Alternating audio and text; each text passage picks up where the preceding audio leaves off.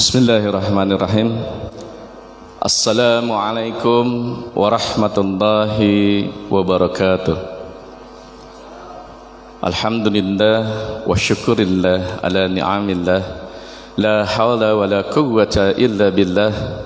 Allahumma salli ala Sayyidina Muhammad wa ala ali Sayyidina Muhammad. Rabbana atina min ladunka rahmatan wa hayyi lana min amrina rasada. Rabbi jidni ilma warzuqni fahma. Rabbi shrah li sadri wa yassir li amri wahlul 'uqdatam min lisani yafqahu qawli. Amma ba'd. Pertama dan yang paling utama, marilah kita selalu panjatkan puji dan syukur kehadirat Allah Subhanahu wa taala, karena atas semua berkah, rahmat dan limpahan karunia-Nya kita masih diberi kesempatan untuk bisa menghirup udara sehingga kita bisa beribadah dan hadir untuk berjamaah sholat zuhur dan dilanjutkan dengan kulbazu ini.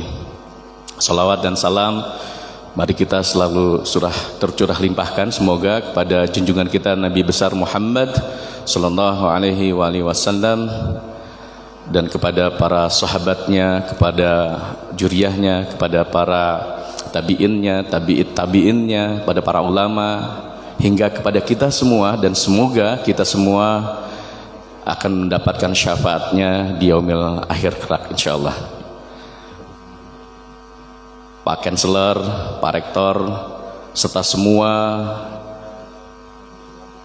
hadirah yang hadir di majelis kulbazu ini, izinkan saya untuk menyampaikan sebuah tema yang dimintakan terkait dengan kulbazu ini adalah manfaat laut bagi manusia. Nah, salah satu manfaat laut bagi manusia itu adalah ikan. Nah, saya ingin mencoba mensinkronisasi bagaimana konten yang isu terkini terkait dengan BBM dan perikanan, serta dampaknya kepada sumber daya dan juga kepada ekonomi. Hadirin yang dirahmati Allah Subhanahu wa taala, seperti kita ketahui bahwa laut itu menyimpan rahmat Allah yang sangat luar biasa. Kalau Bapak dan Ibu sekalian melihat di beberapa literatur bahwa laut ini menyimpan plankton, di mana plankton ini merupakan makanan bagi sebagian, bukan bahkan bagi sebagian besar, bahkan seluruh biota yang ada di lautan termasuk ikan. Maka kemudian ketika kita berbicara terkait dengan rahmat Allah Subhanahu wa taala ini, apa yang kita peroleh yang hadir di meja makan kita itu merupakan buah upaya yang dilakukan oleh nelayan untuk bisa menangkap ikan dengan berbagai macam teknologi yang digunakan olehnya untuk bisa diperjualbelikan ya sampai kepada meja makan kita. Nah, tentu saja proses ini memerlukan proses yang panjang. Tapi ketika dihubungkan dengan bagaimana kemudian perikanan ini dihubungkan dengan kenaikan BBM, tentu akan ada dampak Bapak dan Ibu sekalian. Nah, dampak ini saya akan bagi menjadi dua. Yang pertama terkait dengan dampak ekonominya, yang kedua terkait dengan dampak sumber dayanya.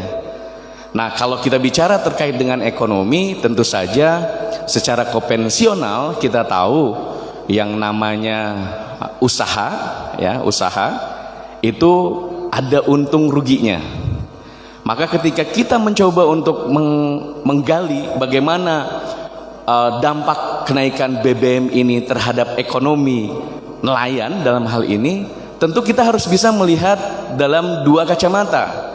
Yang pertama adalah bahwa keuntungan itu sama dengan total revenue dikurangi dengan total cost. Nah, dalam konteks total revenue bagi orang perikanan itu terdiri dari harga, dalam hal ini harga ikan yang diperoleh oleh nelayan tersebut dari hasil menangkap dikali dengan jumlah yang ditangkap oleh nelayan tersebut. Itu namanya total revenue. Maka kemudian ketika harganya naik, maka total revenue-nya pasti naik. Kalau harganya turun, total revenue-nya turun. Demikian juga dengan keberadaan sumber daya ikannya. Kalau sumber daya ikannya semakin menipis, maka kesempatan dia untuk bisa menangkap ikan menjadi semakin berkurang. Sehingga kemungkinan terbesar total revenue-nya juga akan mengalami penurunan. Yang kedua, ada faktor pengurangnya. Apa faktor pengurangnya? Yaitu total cost. Dalam konteks nelayan, total cost-nya itu adalah cost of extraction. Jadi seberapa besar dia harus mengeluarkan dana untuk dalam satu trip, ya, dalam satu upaya untuk melakukan penangkapan ikan. Ada yang 1 hari, ada yang 4 hari, ada yang 7 hari, bahkan ada yang 40 hari sampai dengan 2 bulan, tergantung dari armada yang digunakannya. Kita tidak tengok yang besar-besar. Kita lihat misalnya yang dalam keseharian. Yang kita tahu kesehariannya itu menggunakan nelayan-nelayan kecil dengan dengan alat tangkap yang sederhana, yang memang daerah tangkapannya hanya di sekitar pantai saja. Nah, konteks total cost ini itu tergantung dari tadi seberapa besar dia keluarkan biaya untuk melakukan penangkapan dikali dengan total dia melakukan penangkapan selama 1 tahun. Kalau bahasanya selama 1 tahun gitu.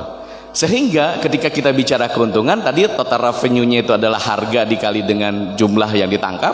Kemudian total cost-nya itu adalah seberapa besar dia biaya yang dikeluarkan untuk melakukan penangkapan dikali dengan jumlah berapa banyak dia melakukan penangkapan, maka kemudian kita dapat memperoleh keuntungan. Yang menjadi persoalan di sini, ketika kita bicara keuntungan, tadi kan sudah disebutkan total revenue dikurangi dengan total cost. Total cost-nya itu kalau bisa Bapak dan Ibu sekalian hitung, dan ini hasil penelitian, saya sendiri sering melakukan penelitian ini, itu 40% sampai 50%-nya itu untuk BBM. Ya. Sekali lagi, 40% sampai dengan 50%-nya biaya penangkapan itu adalah untuk BBM. Artinya apa? Ketika terjadi kenaikan BBM, maka kemungkinan terbesar dia akan mengalami peningkatan jumlah biaya yang harus dikeluarkan. Ya. Misalnya dia dapat 100, maka kemungkinan dia harus ada mengeluarkan 140.000 untuk 1 kali penangkapan. Bisa dibayangkan, berarti kemungkinan terbesar dia akan kehilangan kesempatan untuk memperoleh keuntungan sebesar minimal 40.000 kalau awalnya 100.000. Ketika kita bicara terkait dengan BBM, bukan hanya BBM Bapak dan Ibu sekalian yang kemudian meningkat. Harga yang ikutan dalam konteks ini misalnya umpan, ya, atau harga-harga yang dia untuk ransum dan sebagainya juga mengalami peningkatan. Karena peningkatan akibat apa? Akibat transportasi atau biaya yang kemudian dihadirkan untuk bisa peningkatannya itu bisa lebih daripada 10%. Jadi kalau tadi 40% itu untuk BBM, 60%-nya untuk yang lainnya. Berarti dia mengalami peningkatan juga. Taruhlah jadi 10% peningkatannya. Kemungkinan terbesar 10 dikali 60 berarti 6. Ya, minimal biaya yang kemudian dihadirkan akibat ada kenaikan ini jadi 46.000 kalau bahasanya sehari menangkap dia butuh biaya 100.000. Dan ini berlaku untuk seluruh nelayan yang ada di Indonesia. Sehingga apa? Dampak kenaikan bahan bakar minyak ini dampaknya langsung kepada masyarakat nelayan. Ya, itu yang pertama. Kalau kita bicara terkait dengan ekonomi. Sekarang kita bicara seberapa banyak nelayan yang ada di Indonesia. Ya, 60% nelayan itu ada di nelayan pantai. Jadi kalau tadi misalnya 40% gitu ya dari total 4 juta nelayan, tinggal dikalikan saja 60 dikali 4 juta berarti 2,4 dikali dengan 46.000 bisa berapa kemudian kerugian yang langsung diterima oleh nelayan. Maka kemudian ini perlu dikaji bagaimana, bukan berarti nggak boleh meningkat harga begitu, harga BBM, tapi ada policy yang kemudian dihadirkan untuk bisa mengantisipasi ini. Bapak dan Ibu sekalian, hadirin yang dirahmati oleh Allah, itu dalam kacamata ekonomi ya. Sekarang kita bicara terkait dengan sumber daya. Peningkatan harga BBM secara ekonomi sumber daya, ketika kita bicara ekonomi sumber daya, itu justru akan membuat sumber daya ikan mempunyai kesempatan dia untuk bisa recover. Karena kemungkinan terbesar dia tidak tertekan itu ada. Artinya apa? Kemampuan nelayan untuk bisa menangkap kan berkurang tuh, kemungkinan dia untuk melaut juga berkurang. Nah, ketika terjadi pengurangan nelayan dalam konteks penangkapan, maka ada kesempatan bagi sumber daya untuk recovery, untuk pemulihan. Ya, itu dari sisi ilmu. Tetapi konteks pengolahan berbeda lagi. Ketika kita bicara pengolahan, maka dalam hal ini orang yang melakukan penangkapan ikan karena harga biaya yang dikeluarkan itu meningkat, maka dia akan membuat upaya agar supaya penangkapan yang dilakukan oleh dirinya itu dengan teknologi yang destruktif, ya, yang merusak, penggunaan bom misalnya, karena dia pengen cepat, itu akan semakin besar begitu.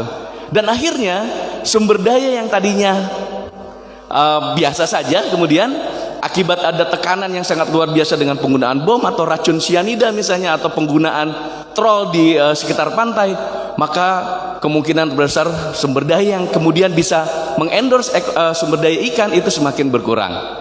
Artinya ini jadi buah si malakama. Secara keseluruhan dalam konteks pengolahan perikanan, kenaikan harga BBM betul-betul harus diantisipasi oleh negara ini, terutama untuk nelayan misalnya. Harus ada cash program misalnya, kemudian endorsement mereka untuk bisa menangkap ikan jauh ke depan, penggunaan teknologi penangkapan yang dia tidak usah harus berburu seperti halnya orang yang berburu di hutan, karena targetnya itu kan tidak nampak. Kalau di laut maka targetnya bisa dibuat dengan ada misalnya fish finder misalnya. Fish finder teknologi bisa digunakan supaya bisa schooling plankton itu kemungkinan terbesar akan berhubungan dengan schooling ikan yang kecil. Maka ketika ada schooling ikan yang kecil atau juvenil ataupun ikan-ikan kecil ya, ikan teri misalnya, ikan tembang, maka kemungkinan hadirnya ikan-ikan besar itu akan ada. Nah, inilah yang kemudian harus kita perhatikan Bapak dan Ibu sekalian. Ketika kita berbicara pengolahan, itu betul-betul harus secara kompleksitas dari sisi pengolahannya, bukan hanya dari sisi satu sisi saja, tetapi dari semua aspek. Itu mudah-mudahan bisa memberikan pengetahuan sedikit tentang bagaimana kemudian laut ini selayaknya bisa menjadi rahmat bagi kita, tetapi ketika kita tidak mengelola laut dengan baik, maka tunggulah kerusakan ataupun tunggulah kerugian yang akan terjadi kepada kita semua. Itu saja yang bisa saya sampaikan, semoga bermanfaat. Wallahu yaqulu haq wa huwa yahdi sabil. Assalamualaikum warahmatullahi wabarakatuh.